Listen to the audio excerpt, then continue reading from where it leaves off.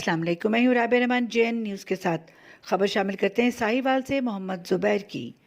ان کی رپورٹ کے مطابق چیک نمبر 108/9L ساہیوال میں کبڈی ٹورنامنٹ کا انعقاد کیا گیا، جس میں چیف گیسٹ میاں نعیم رامے، چیئرمین چودھری اسد گلزار، ایڈیشنل جنرل سیکرٹری انصاف یوتھ ونگ سٹی ساہیوال نے شرکت کی۔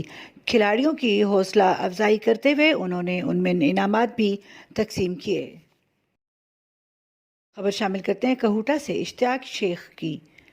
عظیم مذہبی اور روحانی اسکالر محسن اردو اور عالمی شہرت یافتہ کتاب رواں دواں کے مصنف پیر عبدالخالق حسنات کی نئی کتاب تحقیقات حسنات منظر عام پر آ چکی ہے، اور حسنات کی بات منظر عام پر آنے والی ہے۔ یہ کتاب تصوف پر لکھی گئی ہے، جو کہ اسلام کا اہم ترین حصہ ہے، اور یہ کتابیں ہر عمر اور ہر شعبے سے وابستہ افراد کے لیے یکساں مفید ہیں۔